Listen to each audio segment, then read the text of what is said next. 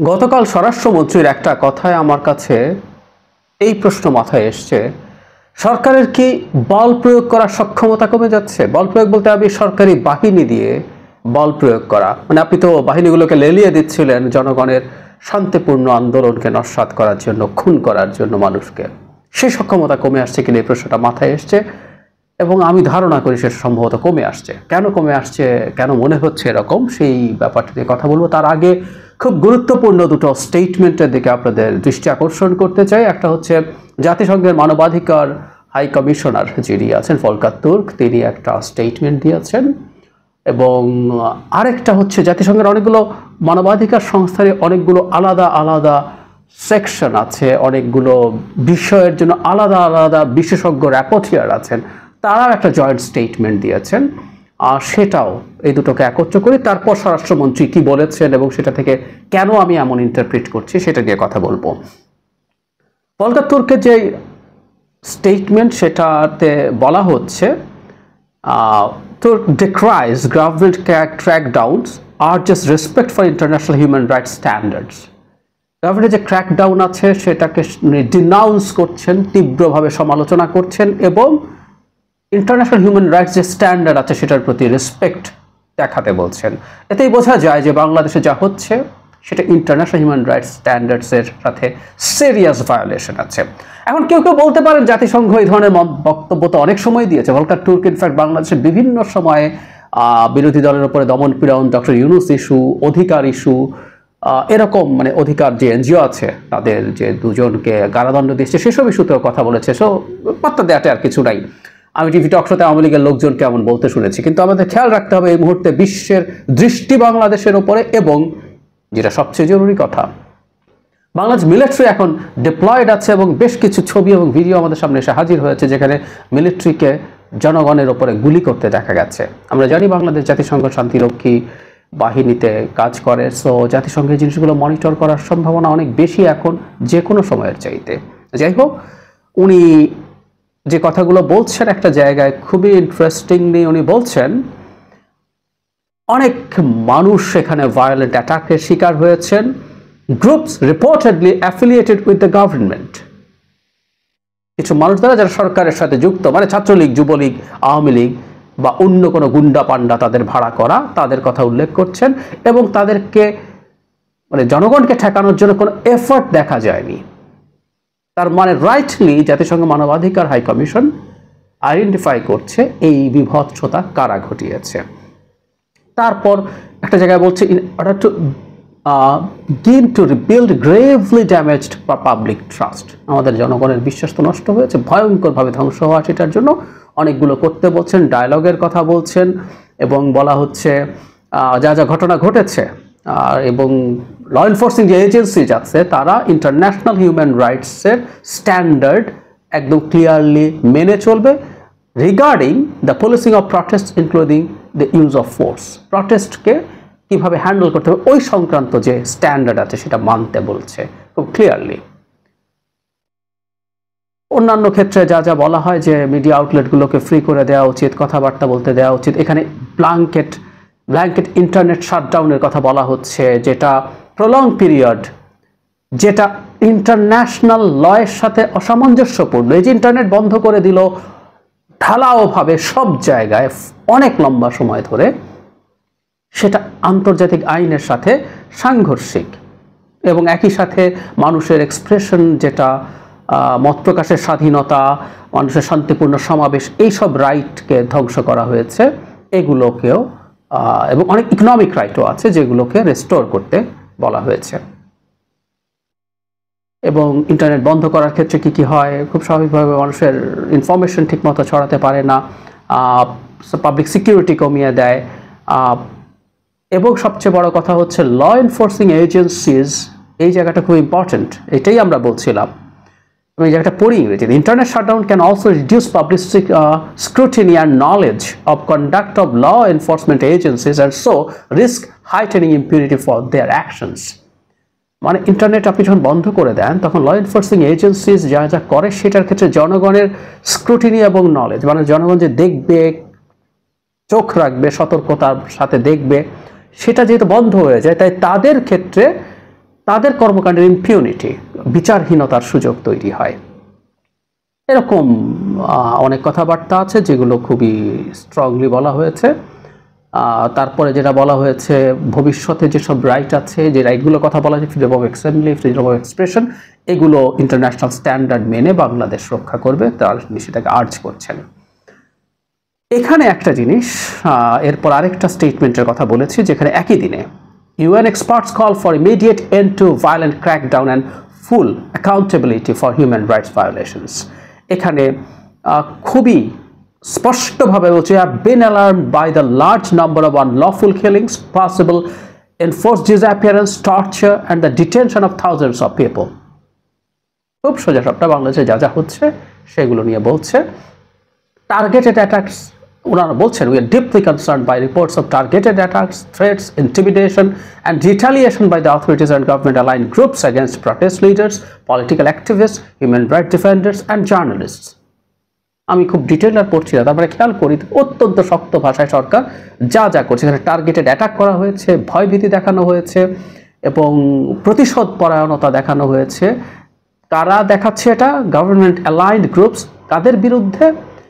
Leaders, political protest leader যারা আন্দোলন করছে তাদের লিডারের বিরুদ্ধে আমরা দেখেছি, তাদেরকে গুম করা হয়েছে, তাদের কয়েকজনকে খুঁজে পাওয়া যাচ্ছিল না, একজন ভয়ঙ্কর রকমভাবে টর্চার্ড হয়েছে, সেটাও এখানে বলছে। পলিটিক্যাল অ্যাক্টিভিস্ট, আমরা দেখছি এই মুহূর্তে এই ঘটনাগুলোর অজুহাতে বিএনপির অসংখ্য কর্মী, জামায়াতের অসংখ্য কর্মী, এমনকি বিএনপির সাথে জোটে ছিলেন এক সময়কার Bangladesh Jatiya party, BJP, Andaleeb Rahman Partho, VP Nurul Haq Nur, এদেরকেও বিএনপির তো যুগ্ম মহাসচিব নুরুল কবির রিজভী, আমি প্রায় দেখি যে উনি খুব লো হ্যাঙ্গিং ফ্রুট, কিছু হলেই ওনাকে ধরে নিয়ে যাওয়া হবে। এছাড়া আরও অনেক, মানে তাদের স্ট্যান্ডিং কমিটি মেম্বার যেন আমির খুসরু, এরকম আরও অনেক নেতা, আর সাথে অন্যান্য কর্মীরা তো আছেই। Human rights defenders and journalist, তাদের উপরে পাল্টা নানান রকম হুমকি, ভয়ভীতি এবং আক্রমণ করা হয়েছে। তারা যেখানে বলছেন, prompt, thorough, independent and impartial investigations in line with internationally recognized standards must be carried out into all human rights violations. Clearly, যেগুলো বলা হয় সঠিক ইন্টারন্যাশনাল স্ট্যান্ডার্ড মেনটেন করে সব হিউম্যান রাইটস ভায়োলেশনস তারা যাতে করে। এরপর সব গ্রুপকে শান্ত হওয়া, আলোচনা করার কথা এগুলো বলেছে। এর মধ্যে আরও অনেক কথাবার্তা আছে, আমি ওনারাও ইন্টারনেট শাটডাউনের কথা বলেছে, রাইট টু ইনফরমেশন নষ্ট করে দিয়ে আসলে আপনার মধ্যে যে ভয়ঙ্কর কোনো খারাপ চিন্তা আছে, কুচিন্তা আছে, আপনি খারাপ কিছু করতে যাচ্ছেন, এই ব্ল্যাক আউট দিয়ে সেটাই প্রমাণিত হয়। এসব কথা তারা তুলে এনেছেন রাইটলি। এখানের মধ্যে এই লিস্টটা দেখুন, বিভিন্ন রকম যেসব আমাদের মানে জাতিসংঘের যেগুলো বিভিন্ন ইন্ডিপেন্ডেন্ট মানে হিউম্যান রাইটস যে হাই কমিশন আছে তার আন্ডারে অনেকগুলো আছে, যেমন ধরুন independent expert on human rights and international solidarity, independent expert on promotion of a democratic and equitable international law, এরকম অনেকগুলো আছে। আমরা একজনকে চিনি এই লিস্টের, আইরিন খান। এরকম যতগুলো সংস্থা, স্পেশাল রিপোর্টার আছে, প্রত্যেকটার বিশেষজ্ঞরা আছেন, প্রত্যেকে এখানে এসে যুক্ত হয়ে স্টেটমেন্ট দিয়েছেন জাতিসংঘের কাছে, মানবাধিকার হাই কমিশনের কাছে জানিয়েছেন এবং তারা স্টেটমেন্ট দিয়েছেন। তার মানে আমরা বুঝতে পারি, আবারও বলছি, এবার জাতিসংঘের এই স্টেটমেন্টগুলোকে খুব ছোট করে দেখার কিছু নেই। আগে আমরা 2-3 জন র্যাপোর্টিয়ারকে বাংলাদেশের ইস্যুতে কথা বলতে দেখেছি, এবার সবাই মিলে এটা করেছেন, সবাই এখানে আছেন। এই হচ্ছে পরিস্থিতি। তার মানে বাংলাদেশের পরিস্থিতি এখন খুব সিরিয়াসলি ইন্টারন্যাশনাল মনিটরিং এর মধ্যে ঢুকে গেল। মিডিয়াগুলোতে প্রচুর তথ্য, এই মিডিয়ার তথ্য, ওয়েস্টার্ন বা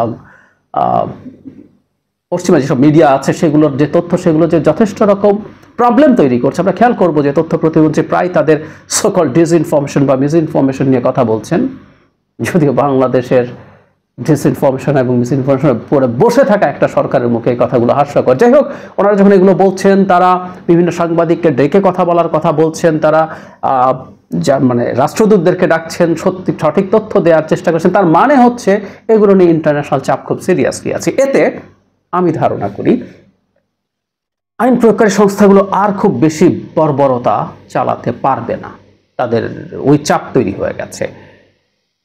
কেন বলছি খেয়াল করি, আমরা এর মধ্যে জনাব ওবায়দুল কাদের গলিতে গলিতে, পাড়ায় পাড়ায় লোকজনকে রেডি থাকতে বলছেন। স্বরাষ্ট্রমন্ত্রী তিনি সফরে গিয়েছিলেন দিনাজপুর, বগুড়া, এসব জায়গায়।